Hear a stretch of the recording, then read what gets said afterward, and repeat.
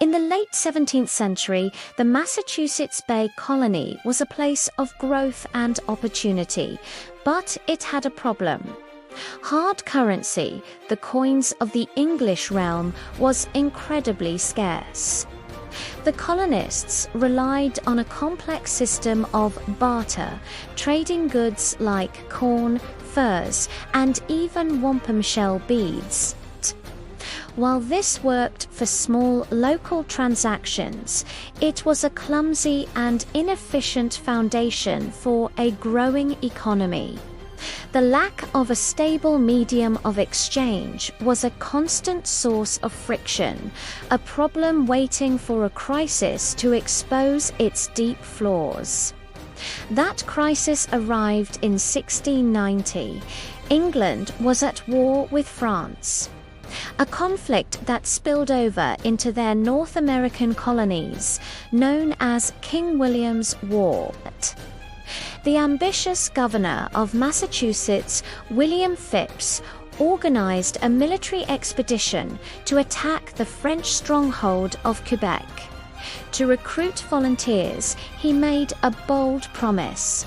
In addition to their regular pay, the soldiers would share in the vast treasures they would plunder from the city.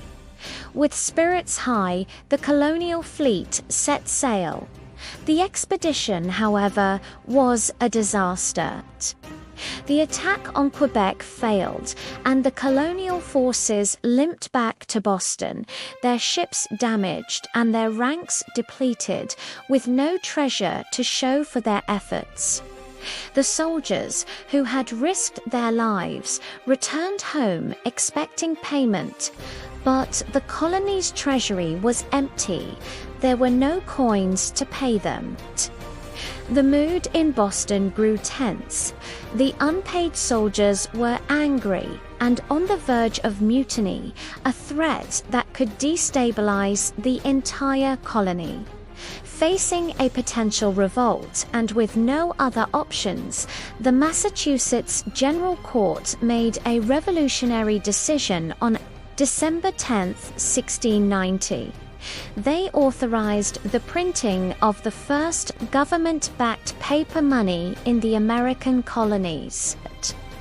These were not banknotes as we know them today, but bills of credit, essentially IOUs from the government.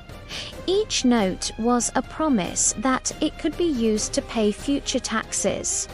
This was a radical idea, a desperate gamble born from a military and financial crisis. The first issue of this paper currency was used to pay the disgruntled soldiers, quelling the immediate threat of mutiny. However, the public was initially skeptical of these paper bills. To ensure their value and acceptance, the colonial government passed a law a few months later, making the notes legal tender for the payment of all public debts.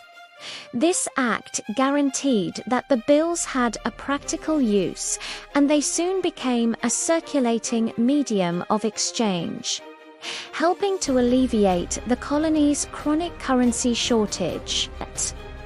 This bold experiment in Massachusetts was a pivotal moment in economic history, though other colonies would follow suit, and the path of paper money in America would be fraught with challenges, including issues of inflation and depreciation.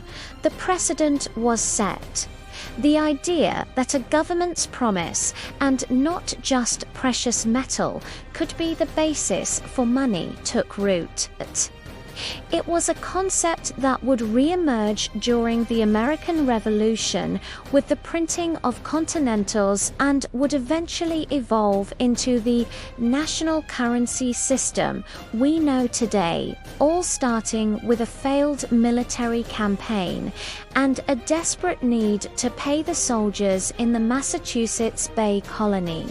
Don't forget to hit that like button, subscribe to the channel,